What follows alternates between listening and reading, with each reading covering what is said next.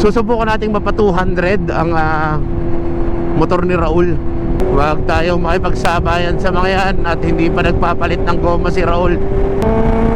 Habol, habol.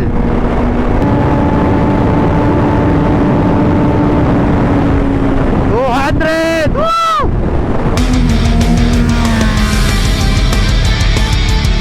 So good morning mga katods. Andito po tayo ngayon sa Dunkin Donuts sa Petron, Star Tollway northbound. At kasama natin ang Batangas Moto Club. Tayo po ay may breakfast ride sa Alabang Westgate. At dala po natin ang Z1000 ni Raul. You know, first time nitong makakatungtong ng SLEX na tayo ang may dala. So ride out na. Kami ngayon ay kulang-kulang 10 na mga members. At tayo ay inulan kanina sa atin sa Batangas City. Pero nawala naman ang ulan dun sa may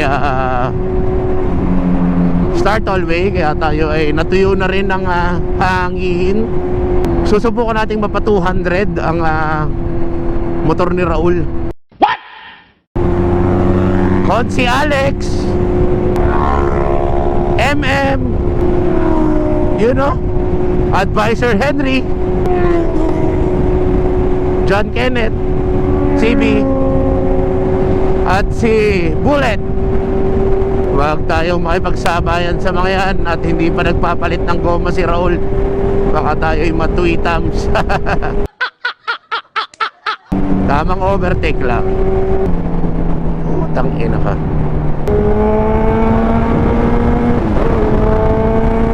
Habol, habol.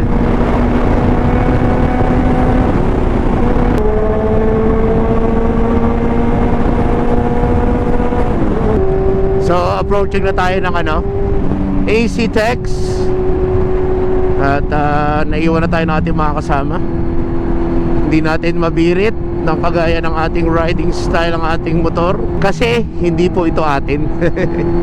Tsaka yun nga, hindi ako confident sa goma dahil ito ay 2015 model. Hindi ko sure kung napalitan ba ito ng goma or not.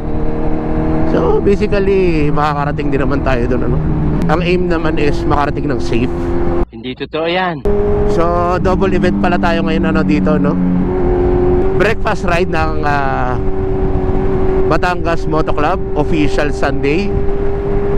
Then sa kickstand mamayang 10 AM may pa-test ride ng bagong Ducati Multistrada V2. So let's see kung tayo ay makakapag test ride, testing. Woo! Napakalakas talaga ng Z1000. So tayo po ay nasa South Luzon Expressway na, mga katods. Bago ito, hindi ako normally naiiwan, pero ngayon ay naiiwan tayo. Push! 188. Kailangan natin ang long stretch of straight. So dadaan lang tayo ng Petron kilometer 44, dadaanan natin si Rally.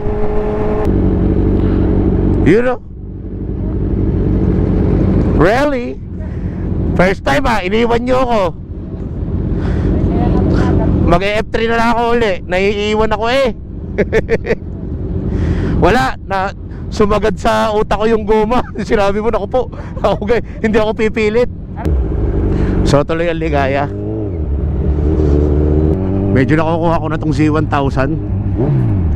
Kailangan mo lang siya talagang isip agad ng segunda, kasi medyo tarantado ang primera nito. Malapit na lang naman tayo. So kung si Alex rumatsyada na, habol tayo. Go straight, boy.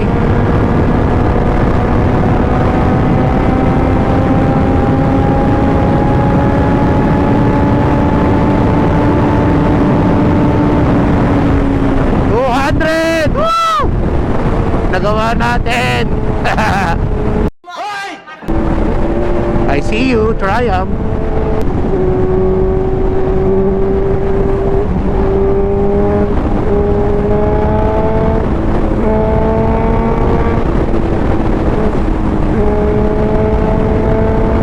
Ay nako, Napakasarap magmotor. Thank you, Lord.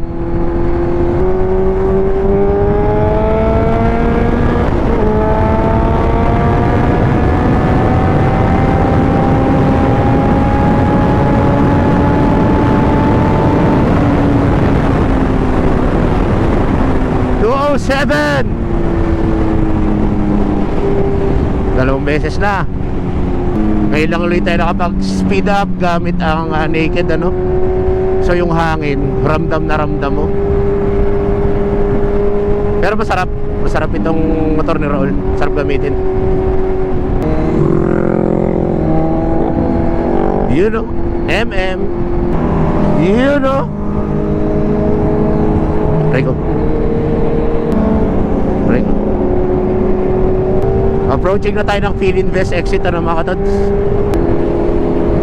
You know, John Kenneth, Artiflow at ang kanyang titi.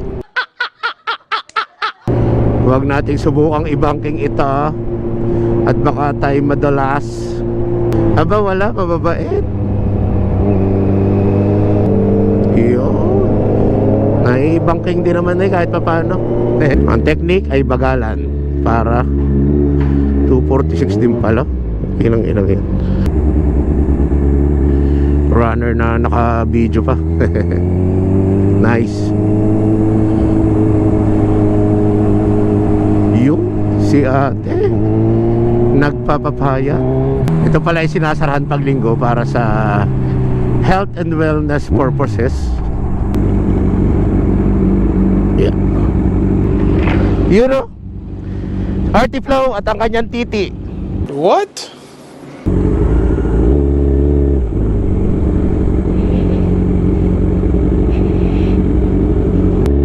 So, we just arrived at Westgate.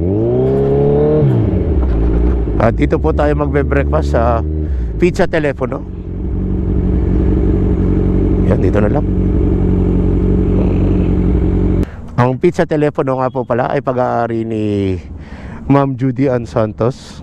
So line up nga pala today natin guys ay BMW GS 1250. Syempre Kawasaki Z1000 ano, na nandito pa ang susi.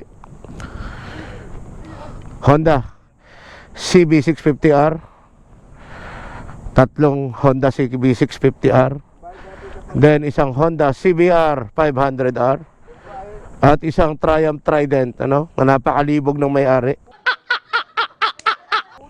Kaya ako sumama sa'yo, walang niya. Pag sinabi Artiflow, malibog height. Si Artiflow at ang kanyang titi Triumph Trident. Syempre. So, kain muna tayo.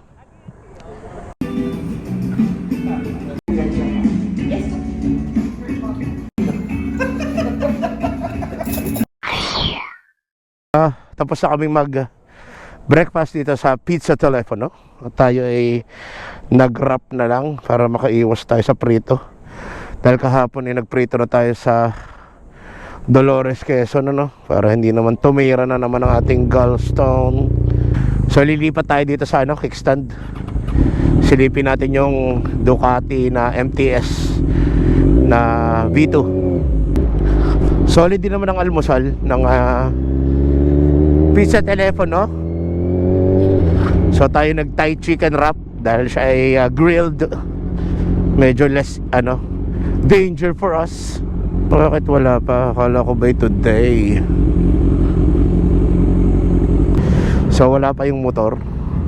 So kape muna tayo dito sa kickstand na mga katods.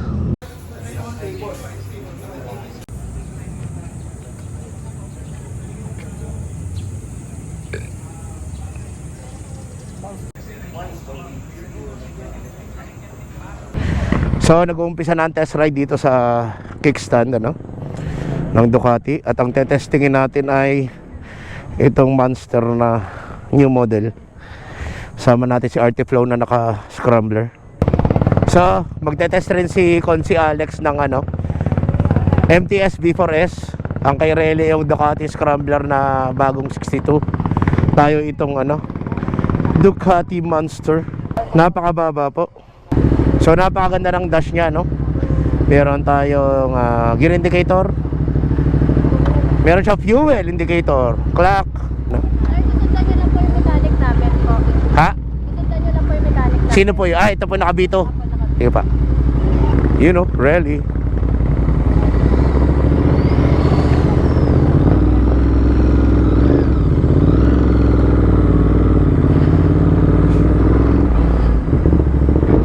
You know. Monster BJ is back, bro. Malakas ang preno. Mababa ang seat height. Very nimble, magaan. You know. Nabangking na si Relly. You know, tumayo pa. Ba? Si Sir Henry pala yung nag-RBE. Nag-test ride din. Maganda preno. Yun, tinesting ang nimbolity.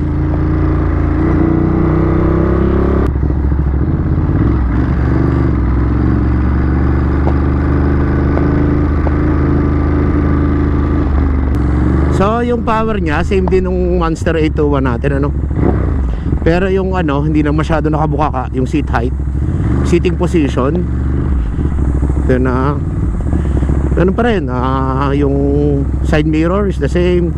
Yung dash, hindi na yung kagaya ng dash ko. Mas maganda na yung TFT na to. Braking power is good.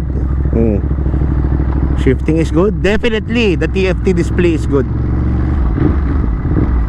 Kasi itong motor na to, pwede talaga to sa ano, pwede sa long ride, pwede rin sa truck. Kung mayroon kang limited budget at for one bike lang naman yung kaya mo, pwede i-consider to.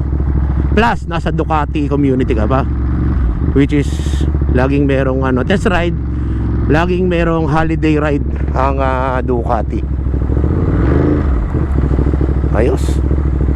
Hindi masyadong matigas yung clutch. Okay na okay. Tumesting din naman eh. Ano, ayos? Ayos? Minani mo eh. Ayos, ayos. Ma'am, thank you ah. Salamat po. Ano, kumusta?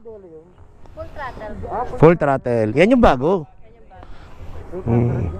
So, Ducati Monster, no? Mga katods, napakaganda. So, mga pwedeng test ride nyo yun ay Monster, Jabel, Hyper RVE, Multistrada V4S, Multistrada V2, Scrambler na full throttle, tsaka Icon. So, uwi na tayo in a while. Sana all. So, tapos na kaming mag-kape at test ride dito sa Ducati sa may kickstand. At nakapag-ikot din dito sa Ride Manila. At din sa... Ano nga itong tindahan na to? Anong tindahan to? Motocentrum? Motocentrum. Napasarap ang ating breakfast ride. Inaabot ng tanghali. Saan yung master mo, sir? Wala, ibenta ko na. Ito, pinalit mo. Hindi ari akin. Nasa akin pa yung scrambler ko. Sige, sir, ingat po. Sige, thank you.